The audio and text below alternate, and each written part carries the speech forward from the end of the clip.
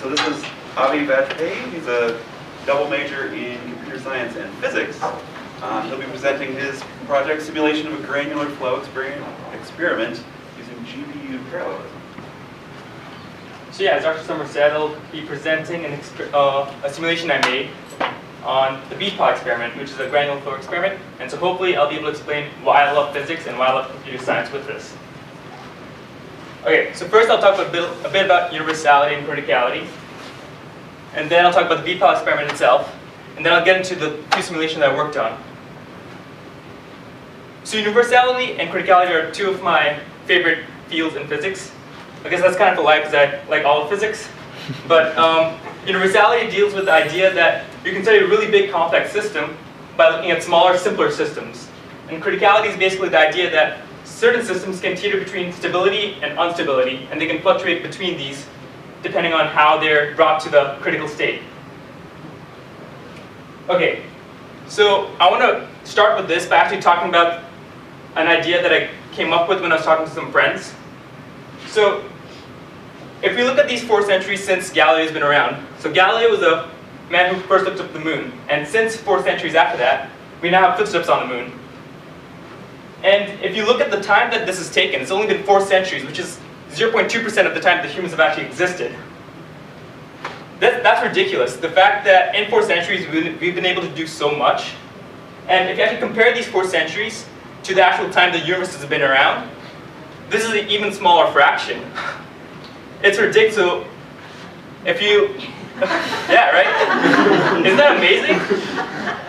So in these 4 centuries, which is that much of a percentage of the age of the universe, we've been able to pretty much understand the origins of the universe and been able to also predict where the universe is heading. I think this is something really phenomenal, something that science can actually tell us. And the way we learn these things is by the scientific method. The basic idea is that first you get a hypothesis, and you basically create like a simple system or a simple set of ideas or rules, and then you test your hypothesis with experiments and simulations. So in the case of the universe, a bunch of people at MIT, oh, can I turn the lights off? No. Yeah, those, yeah.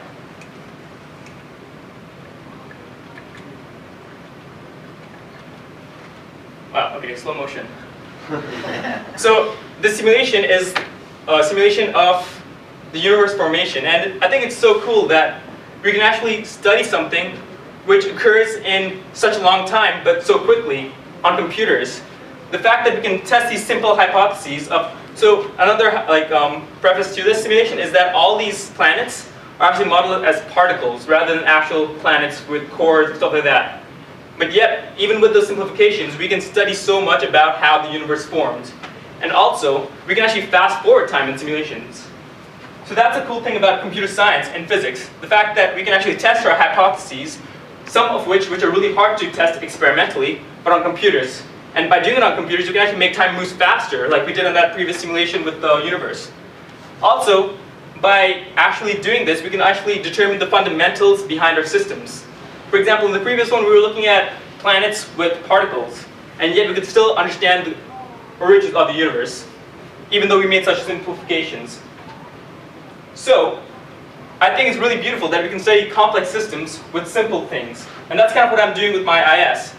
In my IS, I'm studying criticality, which is a complex phenomenon that exists in stock markets, forest fires, and avalanches, with a simple experiment of beads.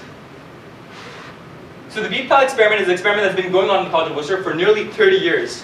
And it consists of a pile of beads, and the beads are dropped onto this pile from a certain drop height. And as the beads are dropped, some beads can actually cause an avalanche. Not all beads have to cause an avalanche, but it's certain beads which cause an avalanche, and this is the idea of criticality which comes in. Sometimes the bead pile just piles up, and sometimes a bead drops, and there's an avalanche that occurs.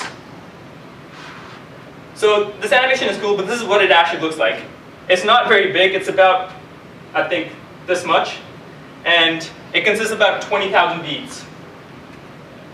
So now the reason we want to create a simulation for this is because currently our experiment can only record edge avalanches. These are avalanches which result with beads actually falling off the side of the pile because the net mass of the pile reduces. Now surface avalanches, which are avalanches when beads just move down the side, are missed because there's no net mass change. Now we'd like to actually calculate these as well as these because we have predictions for both. Additionally, this is kind of like a video from the top of the pile. These green lines show movement on the pile, and this is created with a particle tracking simulation or software. The difficulty behind this is that all the beads are metallic, and so they're shiny, and so they're reflective, and it's hard to actually track each individual bead. In a simulation, we're the overlords of the virtual world, and so we can control all the particles and figure out where they are at each point in time. We're taking the simulation forward in time, and so we know exactly where these guys are, and so we have information about the surface avalanches and the velocities and positions of the particles at all points in time. Okay, so getting into the simulation design bit, the bead pile system is a system of 20,000 beads, and so you can consider it as an n-body system. So in an n-body system, if you have these 5 particles, the particle 1 can interact with these other 4, and likewise, the other particles interact with each other. And so in a way, the number of interactions is in the order of n squared, because there's n squared interactions between the particles.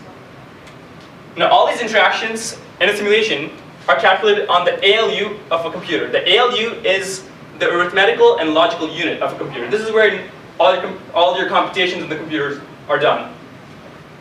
And normally this is done on the CPU, which is the central processing unit of your computer.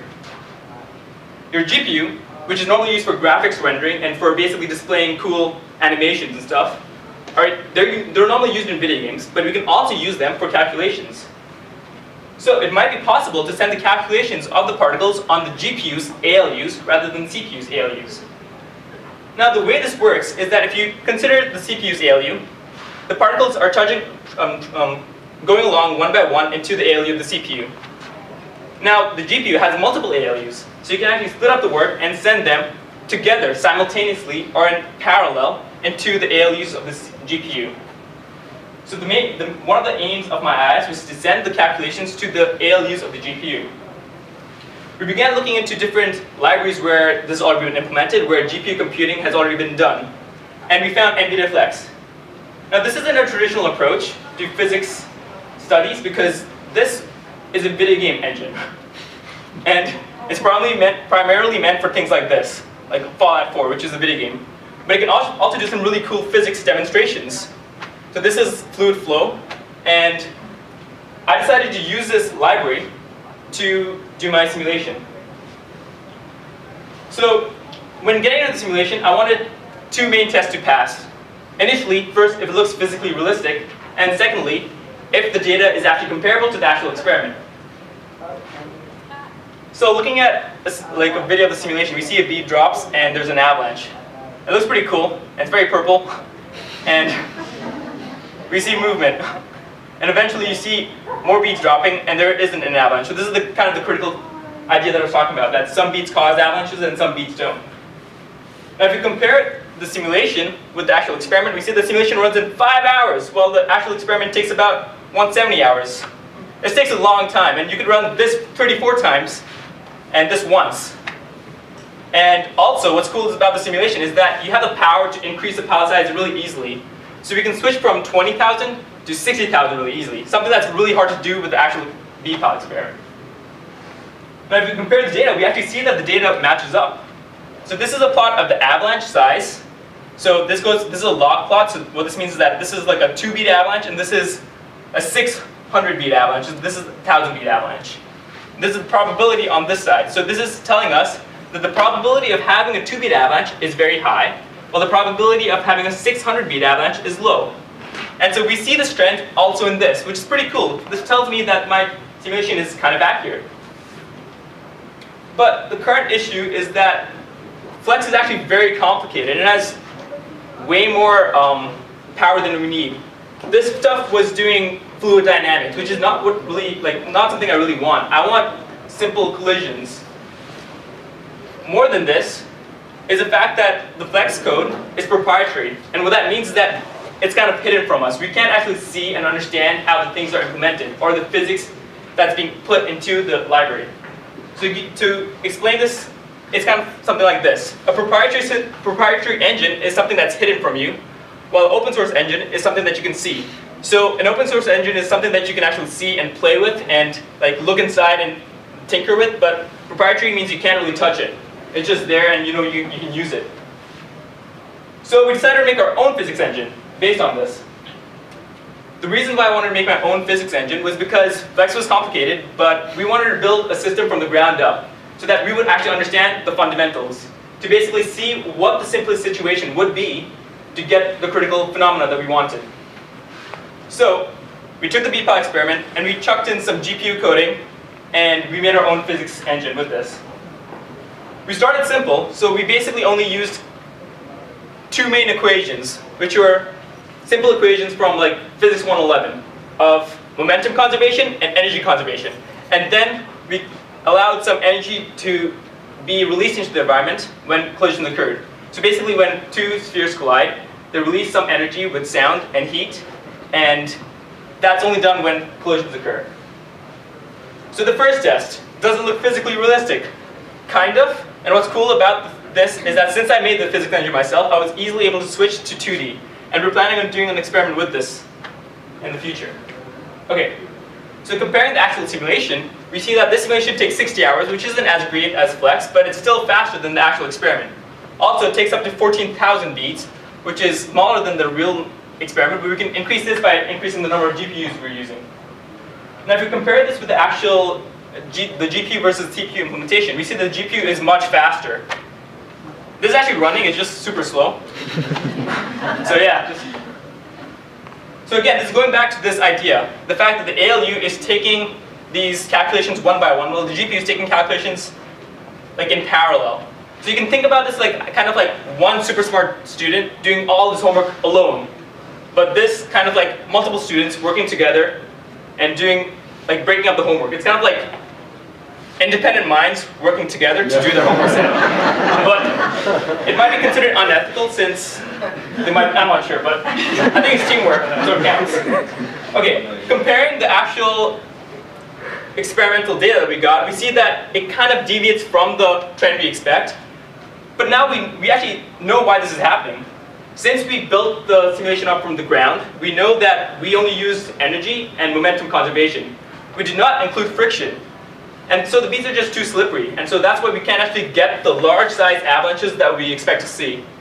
So we've learned something new. We've learned that because our simulation doesn't match what we're seeing experimentally, we have learned something new. We've learned that we're missing one fundamental equation that's required in these critical systems, which is friction and some other laws which are holding our system together. Okay, so in summary, experiment 170 hours, way too long. The simulation from Flex would take 5 hours, and the simulation that I made took 60 hours. Simulation Flex was unusable because the code is actually hidden from us.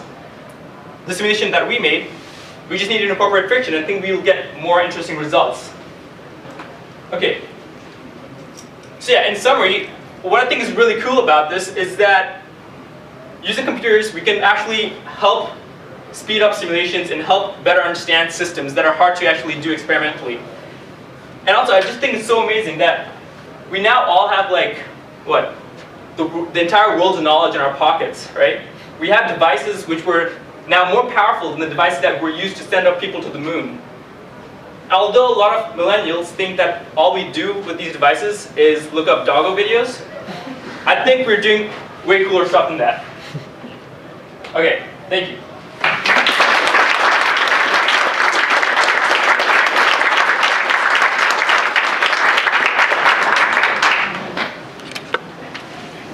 Okay. You want to do any more? Yeah, sure. Anybody have any quick questions? Who's that friend? Multiple. Yeah. Who is Doggo? I'm not a millennial. Oh, doggo is just named for like a cute dog. A good time. Yeah. So who's going to be doing work at the friction components? So it's actually a summer research student. So summer research students getting my IS. He's already gotten it, and they started reading it, and they've already So I think it's pretty cool. Yeah. Do you see? So you took Game Engine 1 to physics, right? Could you conceive of an open source physics engine of this kind that being used back in game development? Yes, there are actually a lot of open source game engines such as Bullet Physics. Bullet Physics is actually incorporated in Unity also. So, yeah. Okay. So you had a model and you knew you were missing friction, so you had that set of data and then you knew it wasn't fitting quite right. Is that something that people do like in theoretical physics and CERN, right, where they're trying to fit, they've got some experimental data and they maybe have a model and they see that it's not fitting. How do they know what to like stick in? Like are they sort of What to know to stick in? practicing, trying to figure out what extra variables to stick in? Yeah, so normally you have like a set of theorists and then you have a set of experimentalists. The theorists provide the experimentalists with what they expect to see, and if they don't exactly see what if the experimentalists don't see what the theorists expect, then the theorists normally go back to the drawing board and fix their hypotheses. So they go back. It's like going back to the scientific method, yeah.